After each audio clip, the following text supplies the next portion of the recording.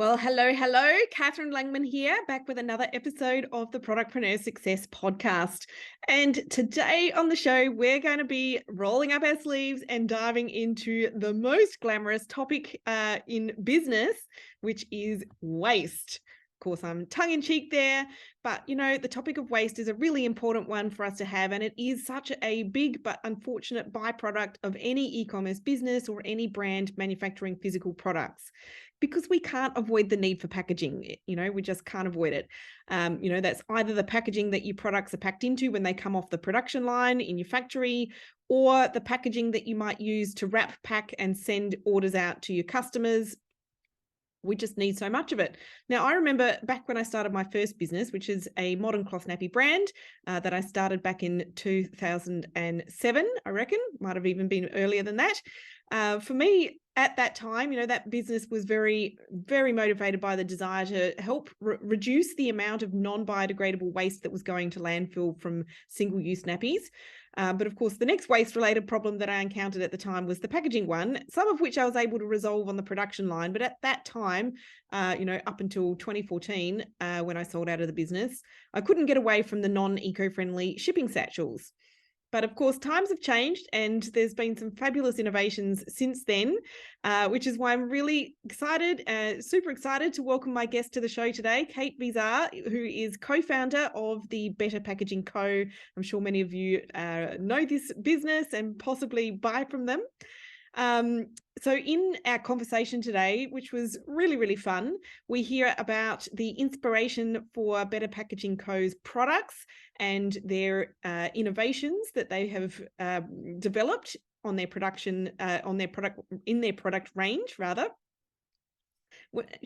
She also shares, some of the really clever strategies that have helped them to go viral and helped them to really grow fast. And we also hear some of the more challenging experiences along the way, which I know so many of you will also resonate with and appreciate hearing how they, got past those difficult times. Now, I know that you'll enjoy listening to this conversation as much as I enjoyed having it with Kate, and that you'll find her story super inspiring. So without further ado, let's welcome Kate to the show. So welcome to the show, Kate. It's fantastic to have you here. Yeah, it's great to be here, Catherine. So obviously we're going to have a chat today about better packaging. And so to kick us off, I'd really love you to introduce yourself and just tell us a little bit about your business. What do you do? What do you sell? I know some of our listeners will already know you, but let's go for it. It'd be great if they did. That I'm doing my job. So hi, I am Kate Bezar. I am one of the co-founders of the Better Packaging Co. My official title is quite long. I'm the head of brand and impact. Chief officer of both of those things, which basically means that I look after all of our comms, marketing, our website, digital sales, and then, as importantly, our impact as a business, both environmental and social. We essentially make packaging, which is quite interesting for two people. My co-founder is an amazing woman called Rebecca Bukowski. It's quite interesting for two people who fundamentally dislike packaging that we've ended up in this business, but that probably goes a long way to explaining why. We could certainly see that it needed desperately to be done better, and we set about looking for ways to do that. Yeah. And so when did you and Rebecca launch the business? How long ago was that? It's getting on now, 2018. So we've hung in there for a good stint. I think we're past the real scary period for most startups. But we're into different challenges now than right at the beginning. But no, since 2018 we came together. We'd actually been working together prior to this. Becca got me into her previous company, which was a tech startup in the e-commerce space. And it was helping facilitate e-commerce orders and the fulfillment of e-commerce orders. And it was there that she just saw the massive rise in e-commerce, and being environmentally minded, she could also see the repercussions in terms of packaging waste. Every one of those orders was being put in, layers of bubble wrap, probably a box, possibly an LDPE satchel, polystyrene, beads, you name it. And yeah, it was excessive, particularly back then. And through COVID, probably, the first part of it got worse, right? Certainly did. So, the effects of COVID on e-commerce were quite fascinating. Things are tapering back a bit now, but it really did accelerate the adoption of e-commerce globally. As people move to purchasing online. Yeah, definitely. There's so many, in my experience anyway, my audience, there's so many entrepreneurs who really are also horrified by that whole situation with the packaging. It's not just the satchels, it's what do you box up the physical products in, wrap it in, etc., but they don't necessarily know what to do about it. There have been, historically there've been options, but they've been not great or super expensive. So it's very cool that you've come along to try and solve this problem. I think the key thing is and this was something that really was what got us into this business, was realizing that packaging could certainly be done better, but also that packaging does perform a really important function. So it's kind of the thing everyone loves to hate, but at the same time, packaging helps prevent waste, right? It looks after the contents of whatever it's around and makes sure that they're not damaged in transit, that they get to the customer, in good condition. So it does prevent waste in itself, because, you can imagine if that, beautiful leather jacket that you've bought from wherever gets damaged, there's a huge amount of embedded carbon in that product, and it doesn't make sense to scrimp on the packaging. That means that might get damaged. But the challenge is to then, when you do need packaging, to make sure that it is as low carbon, has as low a carbon footprint as possible. You're not using excess of it. You're reusing it wherever possible. So it's the classic hierarchy of reduce, reuse, and recycle. Shall we dive into to learn a little bit about your specific inventions? Yeah, sure. So where we started, and so as I mentioned, we came at this business with absolutely no background in packaging. And sometimes that's had its hasn't been so great. But in general, I would say it's been a fantastic thing, because we had no preconceptions about what could or should be done. It's a very interesting, fairly archaic industry to be working in general. But look, we found a material that was at that stage being made into bin liners and sort of very lightweight plastic bags that was certified home compostable. And we thought, now that's really cool. Could it be made thick enough to still to function as a mailing satchel, and still be home compostable? And after a bit of work, we realized that could be done. And the idea that this was something that was fundamentally biodegradable and people could dispose of in their own backyards was really, really appealing. And so that was when we developed our range of home compostable mailers. We called them real dirt bags. They were the original mailing, compostable mailing satchels. They were matte black, funky graphics. People loved them immediately. And that was really where the business started. Like, our first production run sold out in 2 weeks. We doubled it, sold out in 2 weeks. And it was one of those classic, I've had businesses in the past, but nothing ever felt like it has had this kind of momentum before. It really felt like it had a life of its own. That's so exciting. Which is, it was exciting. It was pretty cool. And, when you start a business, we were just kind of doing it for fun. And we've got 6 kids between us. One of mine was still even at kindy.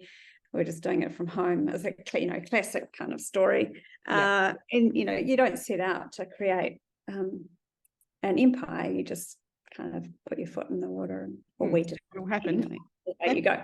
But a couple of years in, there are a number of factors at play. We were entering the US market more strongly, and composting isn't as prevalent over there. Right. That was one thing. We're increasingly conscious that, not everyone has a compost or would have access to one. So we were always uncomfortable that a large percentage of the bags were still going to landfill. There is a component of that packaging that's made from petroleum, derived from petroleum. It's just engineered to break down really safely. And I mean, petroleum is a natural product, but you can make traditional plastic out of it, or you can make a bioplastic out of it that is safe in a composting environment.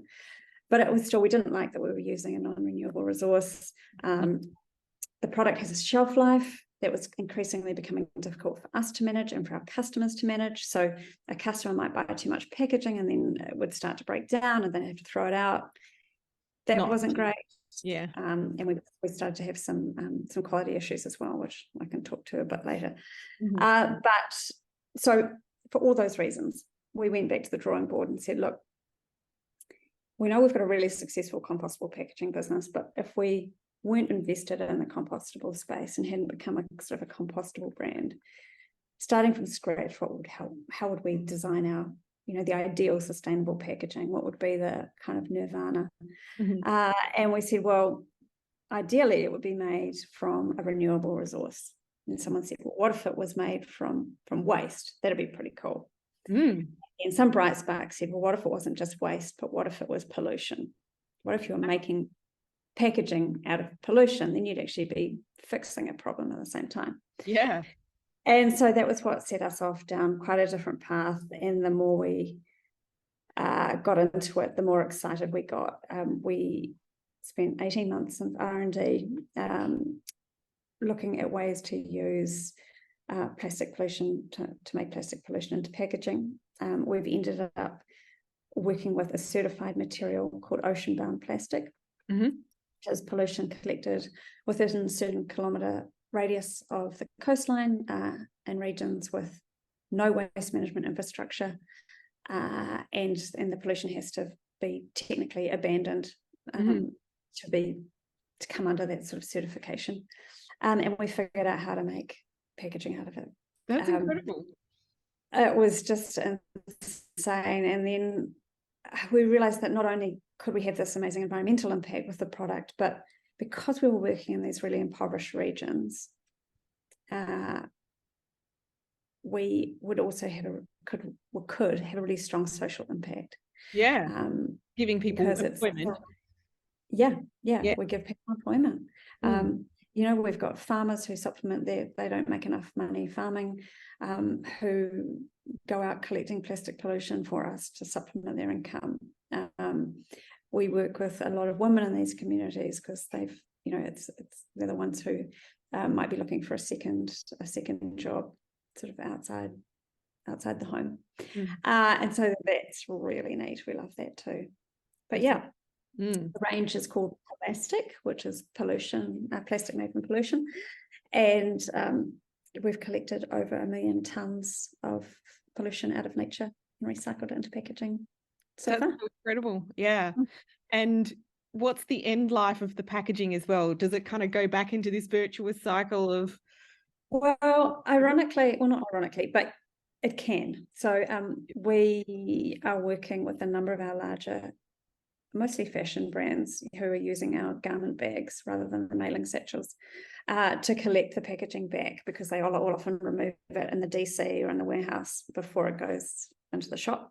And we can then recycle that back into more packaging.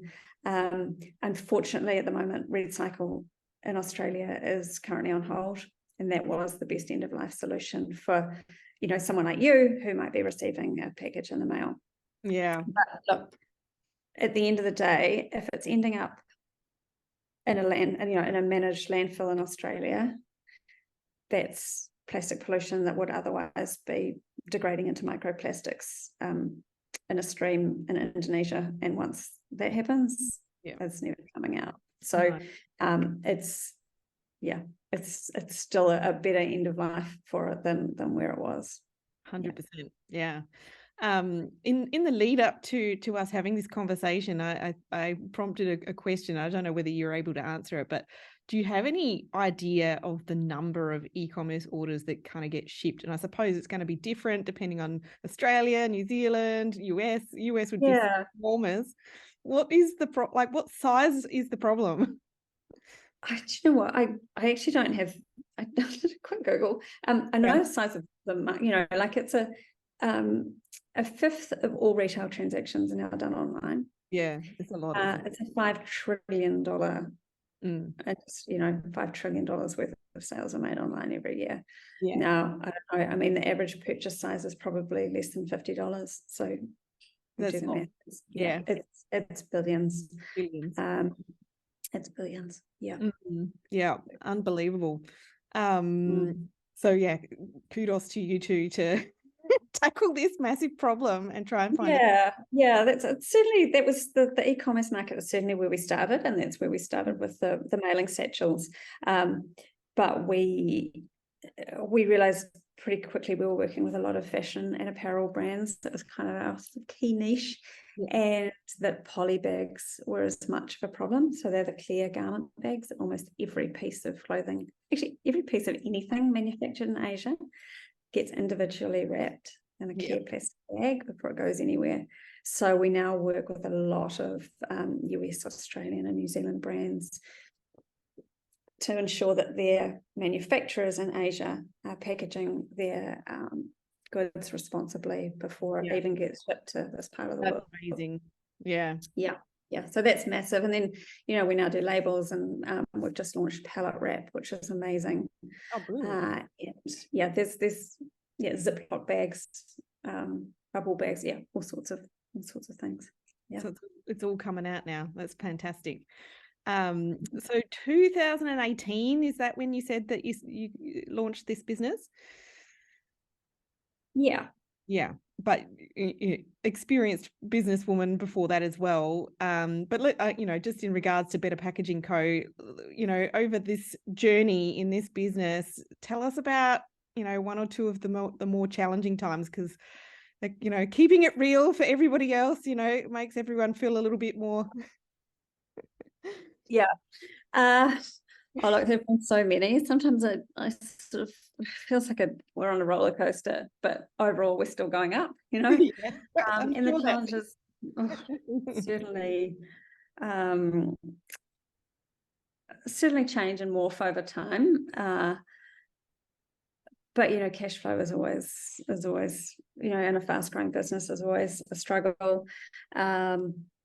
Staff, you know, managing, keeping, training great staff is always an issue. But I think a really interesting one for us in particular is the increased skepticism around environmental claims and the ongoing you cracked out on greenwashing. Sometimes it feels like even the ones who are doing things genuinely and authentically and for the right reasons are still, you know, it's really hard to cut through.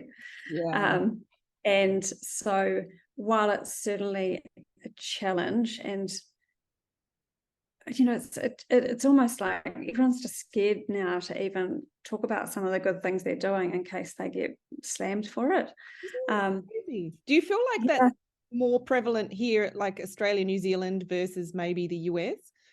It is. I mean, I think where we've come to, it does make certain things hard, and it's certainly a challenge. But overall, we're embracing it. Anything that cleans up the industry can only be good for those who are doing it in a genuine way. So overall, it's a good thing. It just certainly, it's had its challenges from a cut-through perspective. It's very, very frustrating when you do see others making incorrect or unvalidated claims. But where it's moving to in the US is that any claims have to be supported by science, backed up by certifications in science. And, you know, we're all over that because we have always and forever had every certification known to packaging kind. And, we've always crossed our T's and dotted our I's. So it's definitely a good thing. Yeah, absolutely. Yeah. So that was, it's certainly been an ongoing challenge. We did have a period, I can't remember what year it was a couple of years in, where we had a couple of batches of our packaging fail miserably. And it wasn't until it was in the customer's hands and we started getting reports of weak seams, labels not sticking, etc. And it was just the most awful. We call it Stocktober. It was just a horrific time. Yeah. And it was one of those things that was either going to make or break us. We managed to rally the team, and we decided to just go out there and be as honest, open, and transparent about the issues, front-footed as much as we possibly could. And invariably, that worked for us. But, financially, we took a hit. Reputationally, we took a hit. We took a hit, but then I hope we actually ended up remedying that, because I think, we did get a lot of feedback from customers saying that they appreciated that we let them know about issues before some of them had even realized there was one. So, but yeah, there was and not hiding behind it, but by the sound of it. Absolutely. Yeah, we could have just put our head in the sand, stopped answering support tickets in the phone, and hoped that it all went away. But no, we didn't. We refunded, tens, possibly hundreds of thousands of dollars worth of orders, and worked with a lot of customers on this too. And then we were out of stock because these batches had failed, and that had repercussions as well in terms of sales. And it was a nightmare. Ultimately, was there an innovation in the production, or a process update? What was we were relying on our production partners to do QA, too heavily relying on those invested in the production process to do the QA as well. So we ended up bringing in third party QA who were not invested in that process at all, to oversee that. I mean, fundamentally, you just got to learn from these things and put in the processes to make sure it doesn't happen again. It's certainly been the case. I have been through that kind of a devastating production issue before, and I think most of my clients, I know so many people who've been through that too, and when you're going through it, you kind of feel like you're the only one, because I don't know, we're so used to seeing just the good news, glossy social media highlight reel. Obviously you overcame it though, because you're still standing and thriving and growing. We're still standing. I mean, we do, and we can joke about it now. It's October, and oh my God, wasn't it awful? But it was so stressful for the team at the time. We were literally getting on the phones and ringing people, and it was just apology after apology after apology, and it was just it wasn't a fun place to be. Maybe let's talk about some of the more enjoyable moments then. Tell us about, maybe one or two of the key things that you guys have done to really propel the business forward. I mean, it sounds like you just went nuts straight out of the gate. So you're very fortunate to have on a good product at the right time, I guess. Right product at the right time. We joke that we made the first Insta-worthy courier satchel. I don't think any mailing satchel had ever made it on Instagram before we made a real dirt bag. And without being, obviously we did it consciously, but I don't think we really realized quite how clever it was at the time, that we were creating something that the end recipient would love so much that they would then put on social media and go, oh my God, I've just bought a dress from Spell Designs in Byron Bay, and it's come in this amazing home compostable courier satchel. How awesome. And then, so you had that at the end customer. And then we also started to have all our brands posting about it as well, saying, hey, we're really proud to have made this change in our business. We're now moving to compostable courier satchels or plastic from Better Packaging Co. And of course, that's going to all their tens of thousands of followers, and it just created this super viral. We made the design great.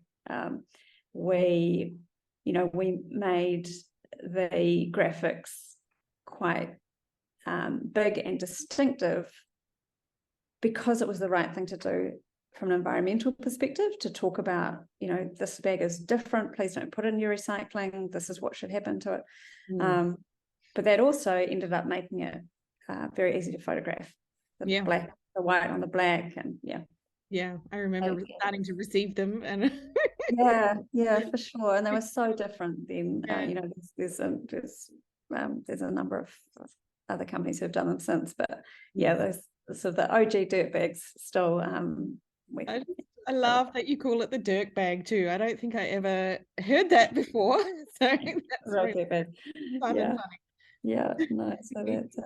And then I think we've also just been really clever at knowing where our customers are, and we go to a lot of events, conferences and the like to meet with them one-on-one. And that was really hard during COVID because we had to stop all of that activity, and it was a major source of leads for us. But it's been really great to be out and about again. Yes, I'm sure everyone's enjoying that. Yeah, for sure. Yeah, it just, I think particularly when you've got a product that, especially with plastic, it's there's so much to say about it. It's got such a great story that it's awesome to have those conversations in person with people rather than relying on I don't know, a Google app or something to do it for you. Definitely. I mean, I always find that, when you talk to human beings in person, you end up having some really great ideas that, can help both sides, product innovation, customer service, all kinds of things come out of conversations that you don't get from Google or ChatGPT. God forbid, no.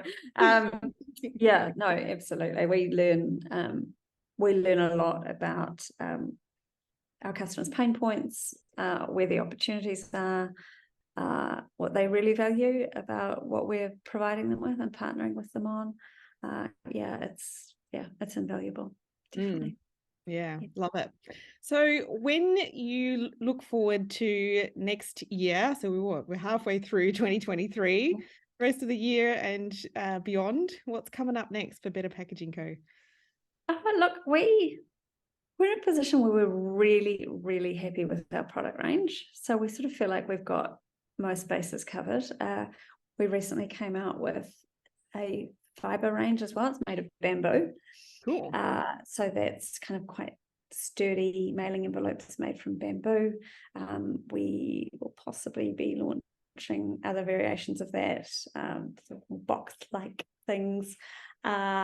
And now the plastic pallet wrap as well. So now it's just about kind of iterating, refining our impact, and making the product even better rather than any large-scale innovations per se. We're also heading into our busiest sales period, so we sell the most, as with most people, because we provide it to e-commerce businesses. October is kind of our busiest sales month, so it's all about gearing up for that. From my team's point of view, it's just making sure that the website is, it's going as fast as it can. We're optimizing page load speeds. We're trying to get our conversion as high as we possibly can, moving into that point, refining our ad creative, all of that, so that when it comes to that busy period, we're just we're cranking. Smash it out. Love it. So Kate, I would really love to ask you 3 final quick rapid fire questions that I love to ask all of my guests.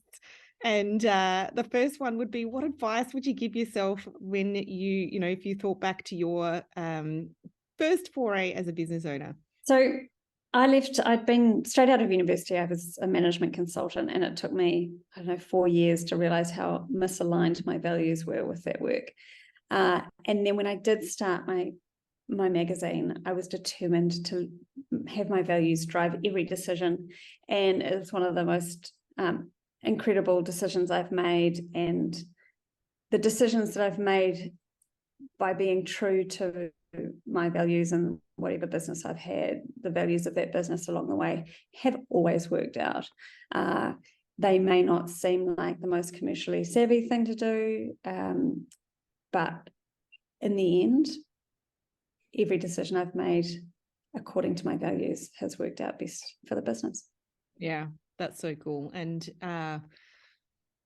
I think that a lot of my audience would be really happy to hear that, because most of my audience are what you would call brands with purpose. So you always want to know that the right thing is good for commercially as well. Second question for you, what would be one of the best decisions that you have made in your business ownership career? So when I sold my magazine, eventually, I swore I'd never, ever run a business again. Like black and blue. And then when Beck came to me with this idea, I could just immediately see the potential and the need for it. And I said yes, and it was the best decision I've ever made. And I think one of the key parts about it has been doing it with someone else. Now, I know going into business partnership with someone else isn't for everyone, but I did find business ownership on my own very lonely. And, there's no one to share the highs and lows with and to share that load, but it has been quite a different experience this time. Absolutely. So good. And kind of funny. Yeah. Love that. Yeah. I mean, I think I'm fundamentally unemployable by anyone else too, so I actually don't know if I have much choice. I have said that about myself too recently. Final question for you today. Why do you love being a business owner? Oh, I do love being the master of my own destiny, and I love being able to make some of those slightly quirkier decisions that feel right to me, and not to have to explain them to higher powers. Now, look, that's, we and I think that's where Beck and I work brilliantly together, because we do have the same shared set of values. So when we bring our decisions back to those values, that makes it really easy to make the same decision. But yeah, that's why. Cool. And you're a mum too, so having that autonomy, I'm sure, is pretty good. Absolutely. And it's, for us, it's always family first. For us, for our team, we're a family, but we recognise that they have special other people in their lives too who always have to take precedence.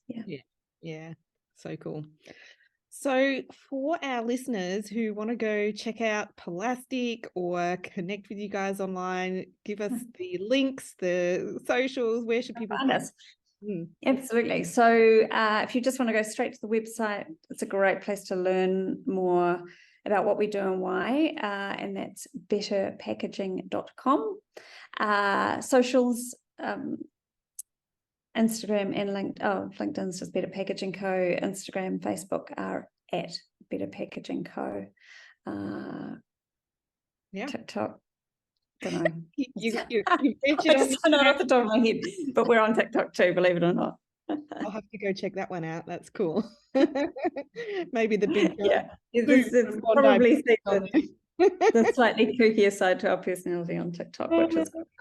I love it. So good. Well, we'll make sure that we share all of those links with the podcast show notes as well. So thank you so much for jumping on with me today. It's been a real pleasure having a chat with you. Good. I hope that hope all the sound quality is there. Thanks, Catherine. It's been really enjoyable. Love. It's always fun to reflect and to share some of our journey.